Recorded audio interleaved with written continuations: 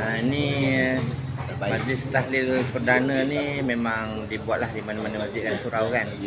Dan di Taman Air Manis ni kita nampak alhamdulillah lah, semakin hari sambutan ni semakin baiklah. Dan hari ni saya rasa baca nama je dah dekat 1 jam. Menunjukkan sambutan yang begitu menggalakkan sekali. Dan ini menunjukkan satu keyakinan dan kepercayaan penduduk kepada kita kuasa surau lah. Tahniahlah kepada kita surau dalam menguruskan program yang terbaik untuk saya pada saya. Alhamdulillah, macam tuan cakap tadi lah, malam ni saya rasa paling ramai lah. Dia buat dia tak tahun, tapi malam ni paling ramai lah. Mudah-mudahan akan datang lagi ramai lagi lah. Allahu Akbar.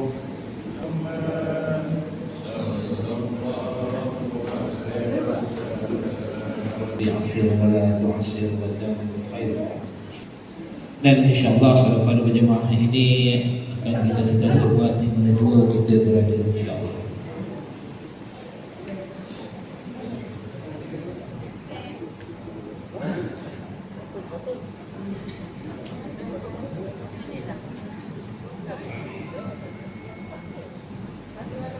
Okey, alhamdulillah syukur Allah Subhanahu wa taala. Hari ini kita dalam majlis diterima RM3,249 hingga pagi tadi dan tetap termasuk hingga malam ini. Jadi insyaAllah sumbangan yang telah dibangun ini akan dipimpin oleh Al-Fadhil Ustaz Ikhwan, imam kita, iaitu insyaAllah juga yang akan memimpin imam tarawih pada minggu hadapan insyaAllah. Yasin wal Qur'anil Hakim, innaka laminal mursalin ala siratin mustaqim.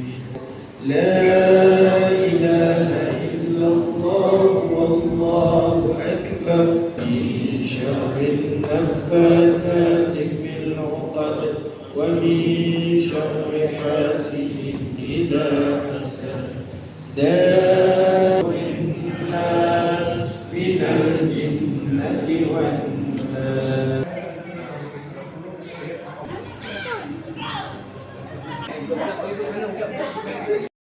Labu tu baca. Sejuk saya. Air hari ni air apa ni? Kau ni rasa teh. Dia tak cincau. cincau. Lagi? Dengan teh apa tu?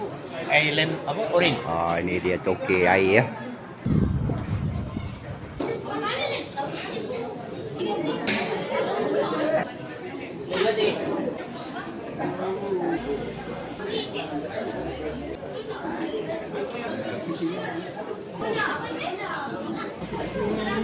Bubur.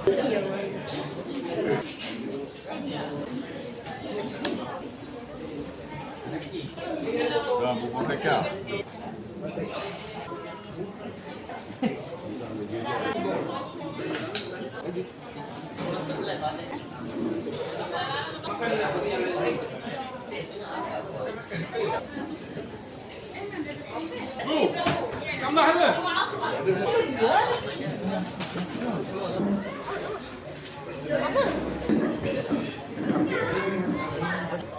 Silakan makan.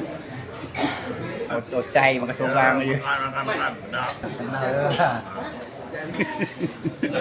Beli kilo boleh ni.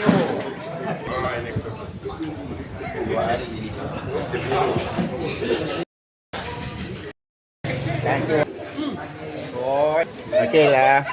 Dah makan dah? Dah makan kuih. Dah makan dah? Dah dapat dah. Dah makan? Sedap. Okey. Okey Tun. Makan sedap ke? Sedap. Tak payah tak sabar dia makan. Sedap. Oh, buat bekal ke?